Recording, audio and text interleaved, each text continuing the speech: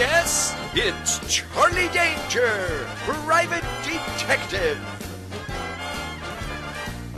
Charlie Danger, defender of the Constitution. And now, Charlie Danger, private detective.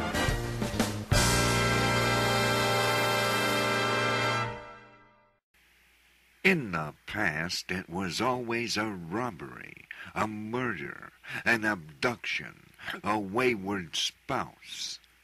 Some beautiful dame walked into your office with a tear in her eye and a gun in her purse. Sometimes it was a mistaken identity or a person disappeared. Some cases were a mystery, some a piece of cake. You never expect to get dragged into a case so vast in scope, so full of liars and traitors and criminals of every stripe, that it makes your head spin. You can't let it get to you. You've got to try and keep your wits about you, and you gotta be ready for anything. We had gotten out of there just in the nick of time. "We're going to get blamed for that, you know," said Jane as we drove away from the carnage we had narrowly escaped. "They're going to claim we're responsible." Not necessarily. I wouldn't be surprised if they blamed the Tea Party. Actually, the blame in all its entirety belongs to none other than Professor Mariachi. But for what possible reason? Wondered Ron Paul. Elementary, my dear Congressman. It was done so that we would be blamed for it in the media. It gives the feds carte blanche to respond by any means against the threat they claim we pose. Which means it's open season on us. They know that we're in possession of what's left of the Constitution, and they'll stop at nothing to get their hands on it. The congressman's face registered shock and awe. "You have the document?" he asked. I pried it out of Thomas Jefferson's cold, dead, murdered hand. They've been after us like flies on stink ever since. George W. offered us $20 million to turn it over. Now we have the document and the $20 million. I pulled the tattered document from my pocket and handed it to Ron Paul, who gazed at it in reverence. "They would spare no effort to see this document burnt to ashes," he said. "You are the only man in Washington who is worthy enough to be entrusted with that document," said Holmes. "I suggest that we turn it over to you for safekeeping." "Brilliant!" I shouted. "We hand it off to Ron Paul." "Precisely. That way, no matter what happens to us, the document will be safely hidden away. Gentlemen, I will see to it that the rotten devils never get their hands on it," the congressman vowed.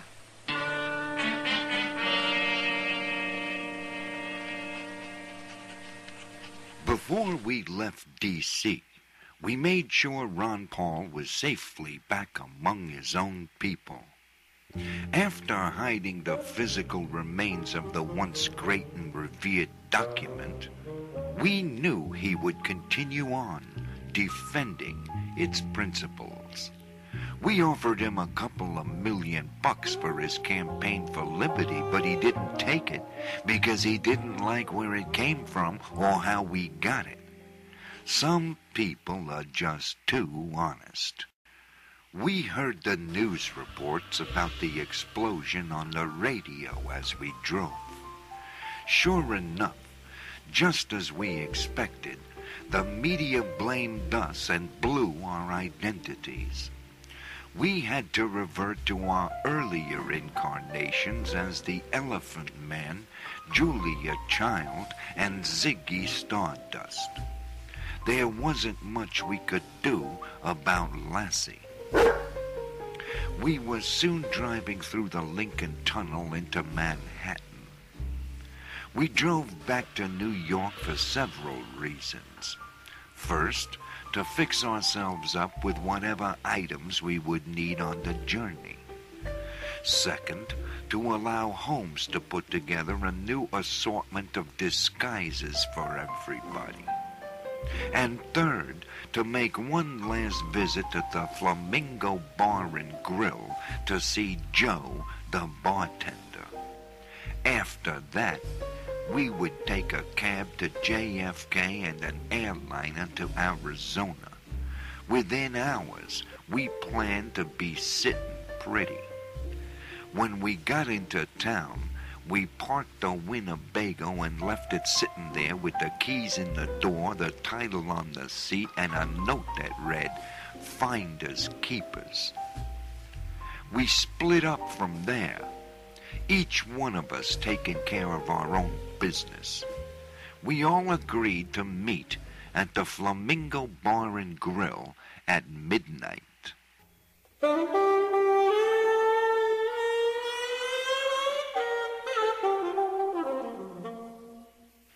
It was 12 o'clock on the nose when I walked inside the Flamingo Bar and Grill, where it was dark and smoky and full of foul smells and lonely down-and-out people burying their sorrows at the bottom of a bottle. As soon as Joe laid eyes on me, he came out from behind the bar with a big smile on his face and greeted me. Hey, look who it is. He said so loud that the whole room full of flunkies in varying stages of inebriation could hear. It's the famous rock and roll star Ziggy Starlight. Stardust. Stardust. Okay, Ziggy Stardust. Right here. He led me through a door and down a long, dark hallway. It's good to see you again, Mr. Danger. Ditto, Joe. Are the others here? Right through this door, Mr. Danger. I walked in to find not Holmes and Jane and Lassie, but Maxwell Smart and Agent 99. At that point, Secret Agent Maxwell Smart spoke up. Well, don't tell me you can't tell who's who. I shrugged my shoulders in reply. Isn't it obvious that I'm Holmes and Jane is 99? Agent 99 slinked over to my side, ran her fingers through my hair, and purred. Isn't it time to lose that get-up and put on something more comfortable? What have you got in mind, baby? I said as I wrapped my arms around her. Our lips were only an inch apart. How about Elvis? Elvis? You mean all he could get from me was Elvis?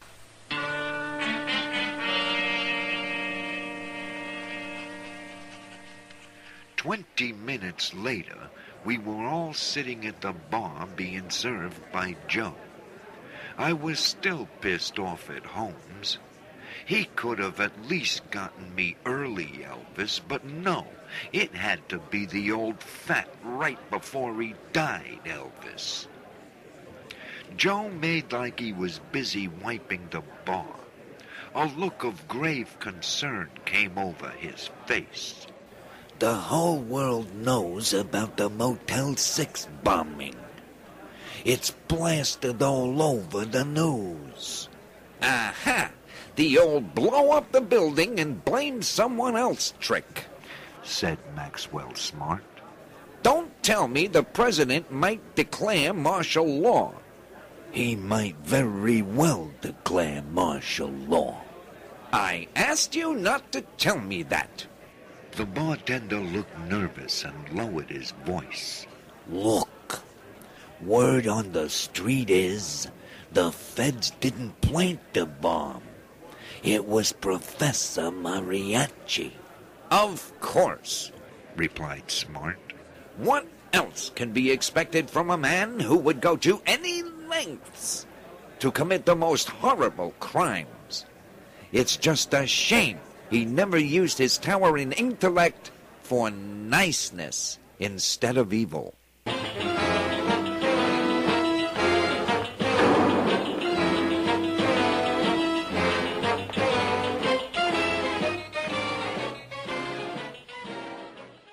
Meanwhile, on televisions across the country,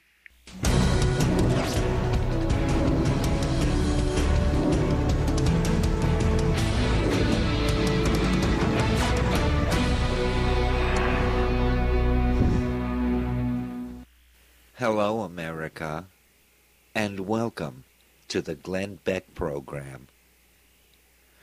You know, by now, no doubt, you've heard about the Motel 6 bombing. Well, at about 4:30 a.m. in the morning, a group of homegrown terrorists blew up not only the motel, but all of the government, military, and civil authorities that had been called in to arrest those same 4 terrorists who were held up inside. And we don't know what the death toll is because that news hasn't been released yet. Now, you may think that none of this makes any sense, but tonight, I'm going to explain it all to you. Just let me get out the old chalkboard here. Now look at this. This is a picture of Charlie Danger. He's one of the main terrorists in this plot. Now, this is a picture of Ziggy Stardust. But if you look real close, you can see that it's the same person. But hold on a minute. That's not all. This is a picture of Pa Kettle. But again, if you look real close, it's not Percy Kilbride. In reality, it's Charlie Danger. Now look at this. If you look at pictures of Sherlock Holmes, the Elephant Man, and Gene Simmons in his full Kiss getup, guess what? They are all Sherlock Holmes in disguise. They are all connected, America. If you look at Jane Cannery, Julia Child, and Ma Kettle, now look, they are all the same. They are all the same people running around together, interconnected with each other. So, what is it that ties all of these people together? It's the Constitutional Restoration Army of the People. Now, the CRAP is nothing less than a homegrown extremist militia organization that spouts lunatic conspiracy theories. Don't you see, America? These people are radical homegrown crazies that believe 9/11 was an inside job. They believe Obama is hiding his birth certificate and that the financial meltdown is an engineered event. They believe that the government is their enemy. They believe that the government is putting sterilants in our food and water, poisons in our vaccinations, and chemtrails in our skies. They are dangerous conspiracy theorists gone mad. America, I'm just an average guy just like you, except that I'm a recovering alcoholic that made $32 million this year, but I can tell you, beyond a doubt, that faith, hope, and charity are the way to fix this country. You've got to start with yourself, America. You've got to start by striving to be the best person you can be. You've got to get down on your knees and pray, America. That's how we're going to take our country back. You don't go running around talking crazy talk and blowing things up. America, when we come back from our next break, I'm going to show you pretty much the same old crap over and over and over again. It's all just a tiny portion of the really big, huge, ugly truth that the mainstream media bosses I work for don't want me to talk about. It's all coming up when we come back after this commercial break.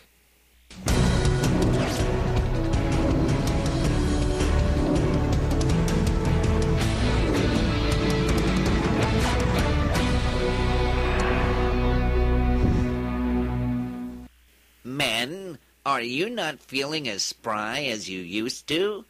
Are you having a hard time getting it up when the time is right? Then ask your doctor if new Hard-On is right for you.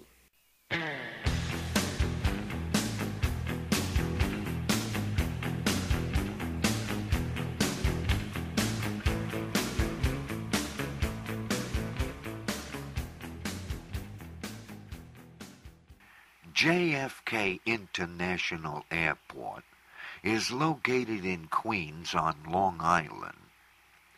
Getting there was no problem. Getting through the draconian security procedures would be something else, especially now that they were on alert and looking for us. At first it seemed as though it could prove to be quite a task. But Holmes came up with a plan. The plan is elementary. We shall arrive at the airport in our disguises. We shall proceed to the nearest women's restroom. At that point, Miss Cannery will go in, enter a stall, and remove her 99 disguise.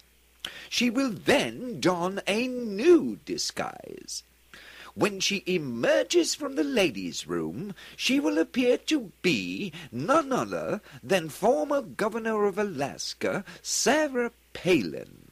Why, that's brilliant! What a mind! You never cease to amaze me, Holmes. With Jane as Sarah Palin and we as her entourage, nobody would dare impede our progress through the airport. In fact, we are likely to be ushered through like royalty. We simply walk through the gate, climb aboard our chartered civil flight, and depart.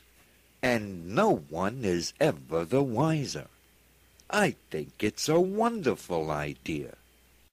But the dog had a different opinion.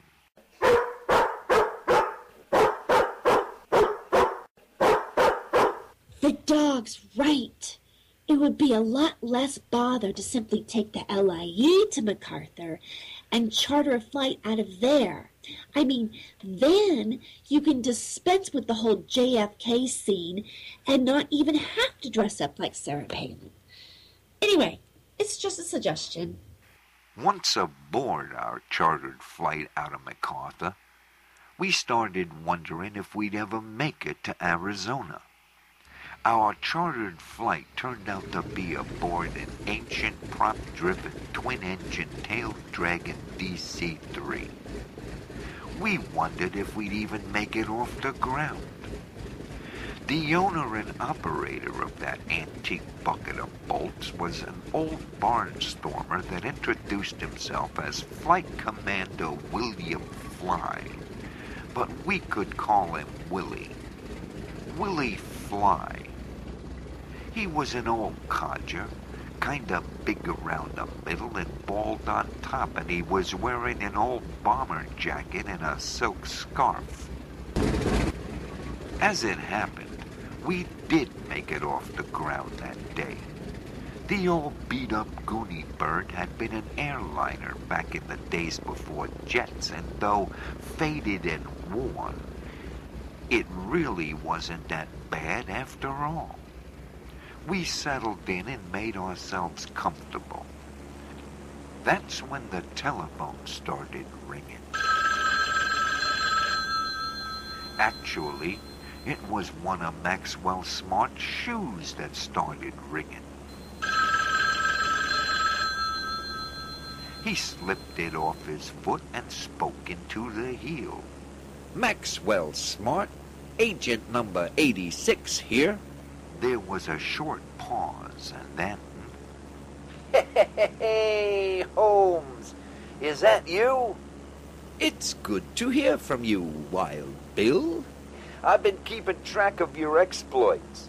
The media is all over you guys, and so are the feds. Are you managing to stay safe? Huh? For the time being. Hey, is danger there? Hold on, said Holmes as he handed me the shoe. Danger here. Hey, Charlie, Danger. You know, me and Sweetheart are rooting for you guys. That's right. And so are my listeners. Well, that's nice to know, Wild Bill. So far, we've been running the feds ragged. Well, look out. You know, I want you and Holmes to get down here and come on my show. Okay? All right? Well, you know, that could be dangerous for both of us, Wild Bill. That's right. But not if we meet somewhere, record the interview, and then I can run the recording on the program. Right? Huh? Brilliant! Cried Holmes, who was listening in on the other shoe. I think a visit to the Samsel Report isolation tank is an excellent idea. We're on our way now.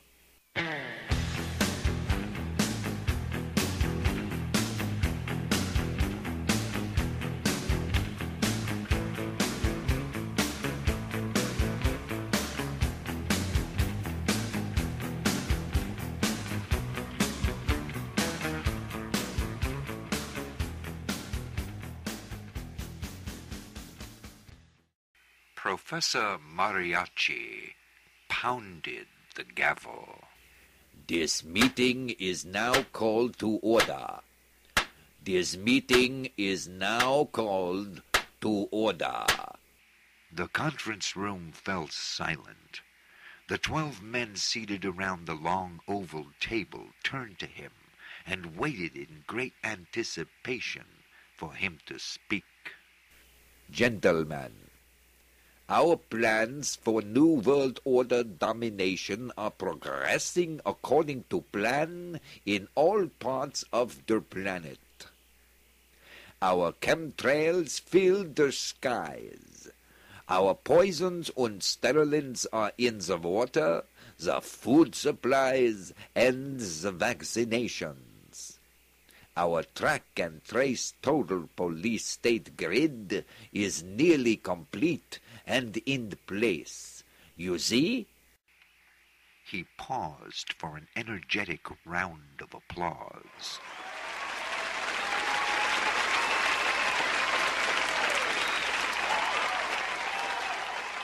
We shall soon achieve total world oligarchy, total world economic and financial domination, total worldwide military occupation, worldwide population reduction, and worldwide environmental control.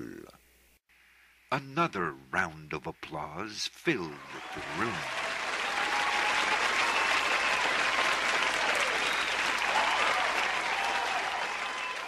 We shall make of the earth a paradise, a veritable Garden of Eden, where we of the elite bloodlines will rightly rule the world as gods. The room filled with shouts and cheers as the gathered members rose in standing ovation.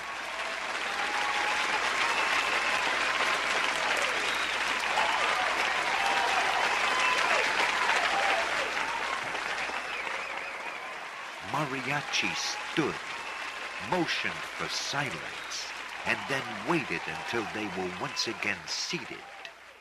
When he again had their attention, he went on. Our plans are proceeding according to schedule.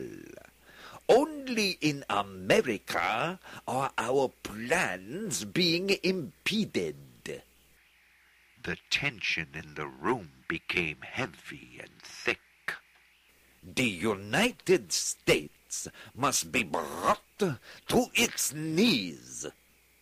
It must be finished. Do you hear? I will not stand for failure in any way, shape, or form. You could hear a pin drop in the room. The economic collapse is behind schedule. Cap and trade and the NAU are behind schedule. Where is my comprehensive immigration reform? I want the floodgates opened wide. Do you hear? I want the food, the fuel, the utility prices to skyrocket. I want escalation of the war in the Middle East. I want the United States totally bankrupted. I want America dead, dead, dead. Do you hear? A single hand raised meekly. You have a question? Sir, if we move too quickly, we run the risk of exposing our hand in all of this. I will hear no excuses out of you, Bernanke. You will do exactly as you are told, so now sit down and shut up! Another hand was raised. And what is your problem, Clinton? Hillary was clearly nervous. We are still in negotiations with the Israelis over who should carry out the attack on Iran. Now, you have been a good girl so far, Hillary. So do not piss me off. Just get it done. Yet another hand shot skyward. I have about had it with you, Mr. Gore. You pretty well botched the entire global warming thing. You are treading on thin ice, mister. Al Gore meekly lowered his hand. Now, is there anyone else who would like to make a comment? One more hand hesitantly extended its way forth. You may stand, Mr. Obama. And what pearls of wisdom do you have to share with us all today? The president seemed to fidget as an aide switched on his teleprompter.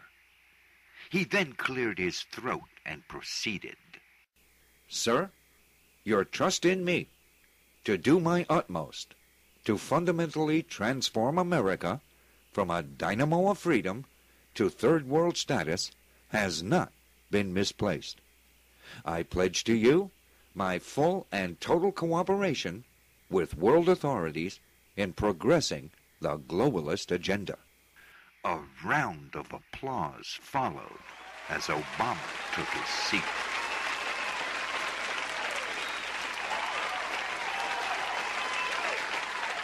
The professor waited for silence. Need I remind you, Mr. Obama, that your administration is in disarray, your poll numbers are in decline, and nobody believes a single word You have to say. I will not tolerate failure. Do you understand? Don't you forget who's holding your original birth certificate. And don't you think it won't show up on the front page of every newspaper in the country if you piss me off? The professor slammed down his gavel on the table. And now, you all know your assignments. This meeting is adjourned.